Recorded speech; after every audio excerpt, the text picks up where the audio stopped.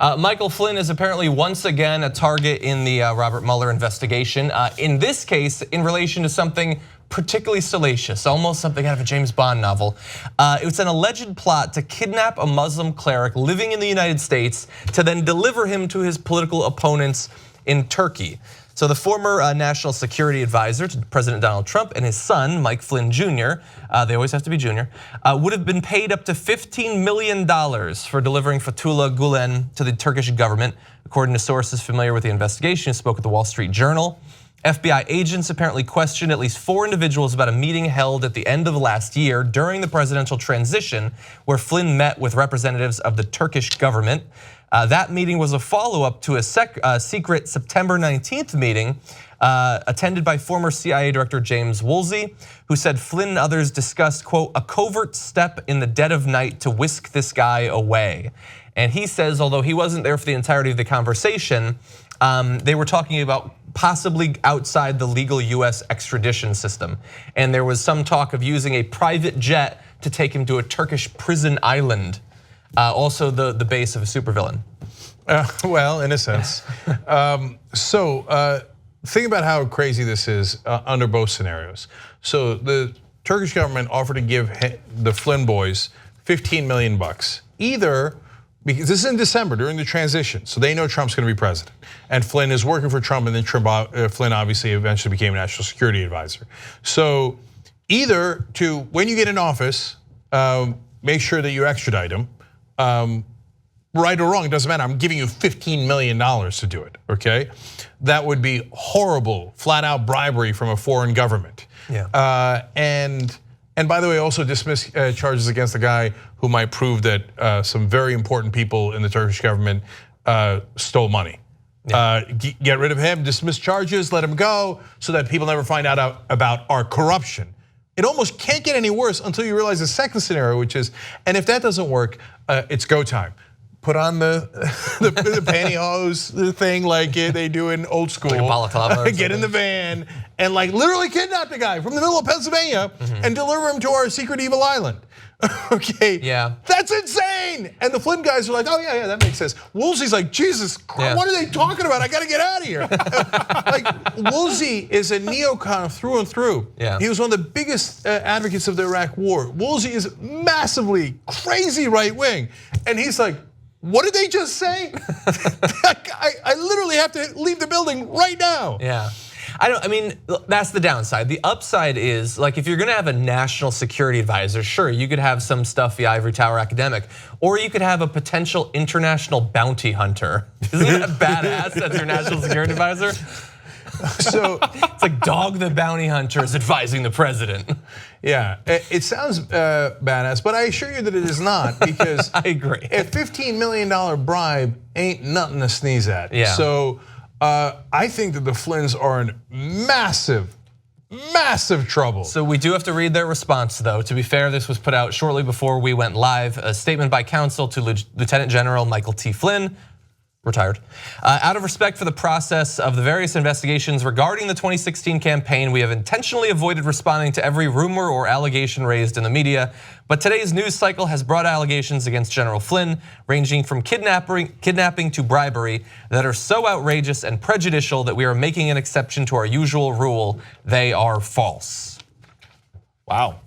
So here's my take on this, and I've said this and I'll say this all along. I think it's very hard to, I think what we're trying to do here with this Mueller investigation, we're trying to piece what's being leaked to the media, and we really don't know everything that Mueller has, because we're getting bits and pieces and we're taping it together with duct tape. Here's what we do know, though. We know that there is a Manafort indictment, we know Manafort's buddy's been indicted, and we know there's a guilty plea from Papadopoulos, who's clearly, based on the evidence, was wearing a wire for some period of time with Trump associates. We know that Flynn has been talking to Mueller for some time. We know Flynn is trying to protect his son. Yeah, because I mean, as any they leaked that story last week, actually, as any father would. And we also know that the Trump administration can no longer say this is fake news and this is bogus, because this investigation is moving closer and closer to his inner circle. They met with Steve Miller this week. They met with Hope Hicks last week. They asked Kushner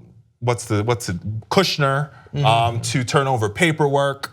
And I think this is problematic. And then the other thing I always like to say with this investigation, people, is you have to remember who's not talking. So remember, you have to know who the Republican loudmouths are and why they're eerily quiet. And the one that I like to remind people of, that people forget about, who is the loudest mouth of them all, who is so quiet, it's just so shocking.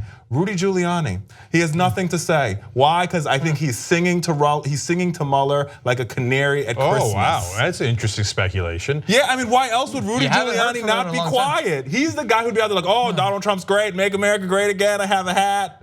Because he's singing to Mueller and he's saying, listen, this is what's going on, this is what I know, I'm not trying to go to jail, let me tell you everything I know. I have not heard this prediction before, but if it turns out to be true, And the other he gets person credit for who it. is quiet is Jared Kushner's sister, who was the one peddling the visas. She was peddling the visas to foreign entities, and now she's gone missing and quiet. Well, I love predictions, so John's right. I mean, if the Giuliani is talking, I'm going to give you all the credit in the world. Boom. Okay. The only person not going to jail, I'm going to tell you this: when this all goes down and people are walking out in handcuffs, the one person that will not go to jail because she's a survivor, Omarosa. Omarosa will be sitting in the White House like, I don't go to jail. I'm a survivor, boo.